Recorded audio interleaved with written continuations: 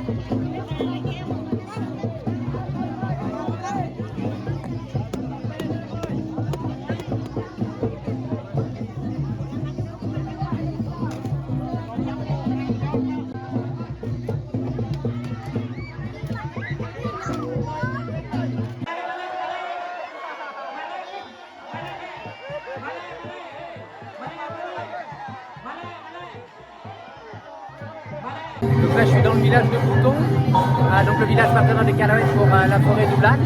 Et il y a un mariage traditionnel avec des danses d'Ayak.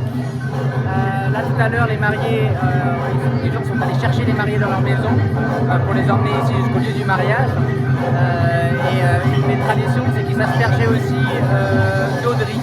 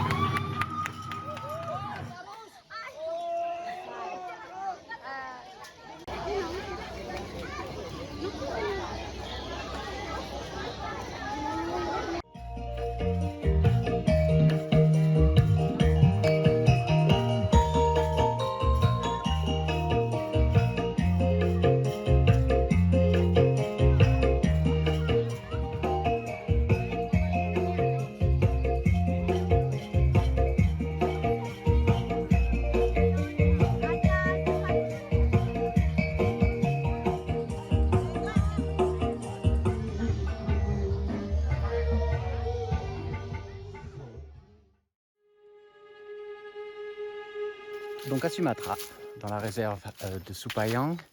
Il est 3 heures de l'après-midi. Je me dirige au cœur de la réserve pour aller me poster, essayer de voir des animaux. Qui sait, peut-être un gros prédateur. Et en parlant de gros prédateurs, ces dernières semaines, on a eu quelques soucis. Alors, premier souci, les chèvres se sont fait manger dans le village de Supayang. Donc on est allé voir, les images sont dures, donc je vais vous flouter tout ça, mais il ne restait pas grand chose des chèvres qui étaient attachées dans une maison, et la maison était laissée vide la journée, à côté d'une maison, et on s'est aperçu, je passe devant une caméra trappe. Donc on a regardé les traces, et les traces de crocs sur la gorge de chacune des chèvres, et on s'est aperçu que la mâchoire était beaucoup trop petite pour être un tigre, et donc il semble que ce soit une panthère nébuleuse qui se soit invitée là-bas. Donc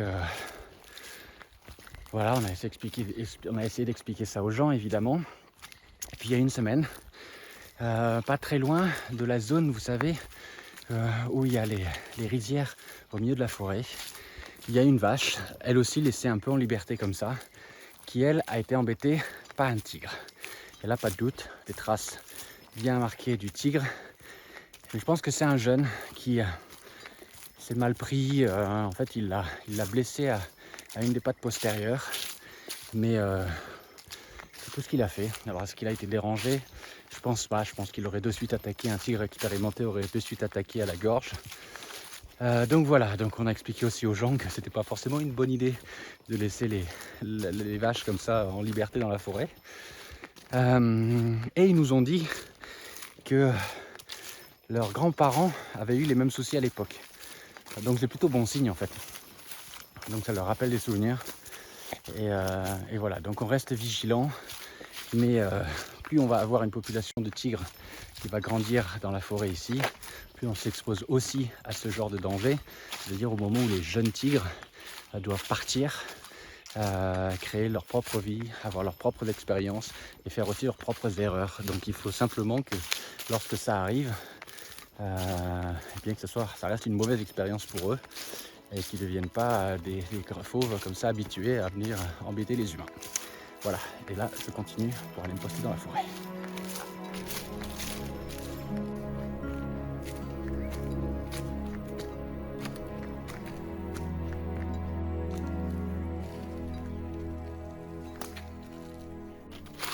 L'occasion pour moi aussi de remercier la Fondation Iris qui nous a permis de sécuriser tout à ce côté de la colline, à 60 hectares, en collaboration avec les villageois.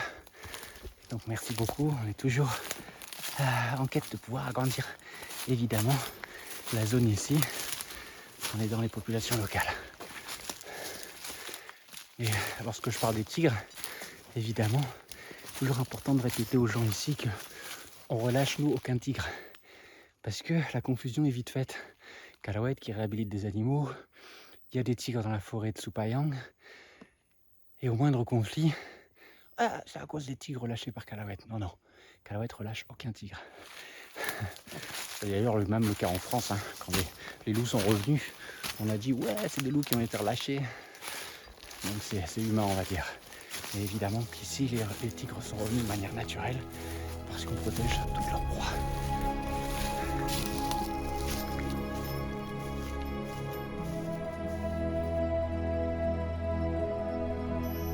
Contrairement à Bornéo où il pleut énormément en ce moment, vous avez vu les glissements de terrain.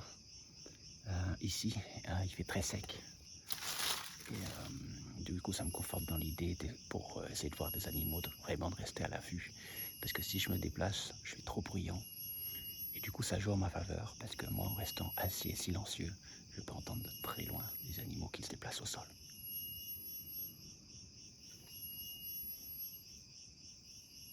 Et si vous trouvez mes dents jaunes, elles sont pas jaunes. C'est simplement que la lampe sur la caméra est abîmée et elle donne qu'une lumière jaune, ce qui fait mes dents jaunes. Voilà, j'ai tout dit, c'est important de clarifier.